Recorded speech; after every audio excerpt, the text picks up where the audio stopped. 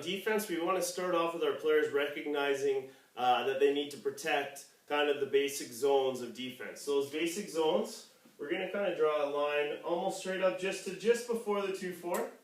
All right, and about halfway between there, we're going to divide in half. All right, and then we're going to give ourselves a little top for a roof. So what we say is, this is our house. This is our defensive house. It's going to be upside down for us in this particular example, but if you look at it upside down, we've got the walls of our house. There's kind of the top zone where the top player will play. All right, so we got our top players over here.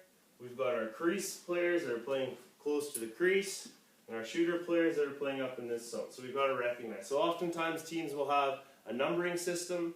All right, 1, 2, 3, 4, 5, or sometimes 2, 3, 4, 5, and a 1. But generally what you do is, lefts are odd numbers, rights are even numbers, something along those lines.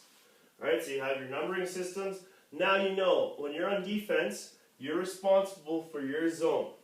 All right? And wherever the ball goes, you kind of go to that quadrant of the zone. All right? So if the ball is down here, so that's low. All right? You're probably going to be low in your zone. You're going to be low in your zone. You're going to be low in your zone, kind of looking at the ball. All right? Of course, you come out, play the ball. All right? As the ball moves up, each player moves accordingly within their zones. Right?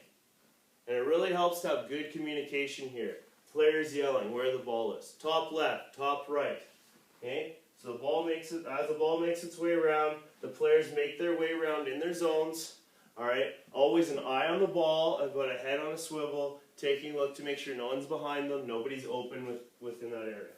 What we like to teach our athletes, especially our young athletes, is that we got to protect the house. And we got to make sure that no strangers get in the house. Alright? So if the ball is out here, we've got players that are coming up.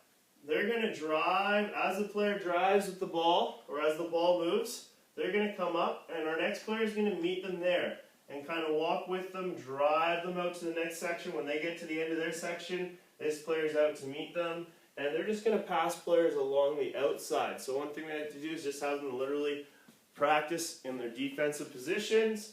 Alright, sticks out, passing the players along, saying that we're keeping guys outside of the house.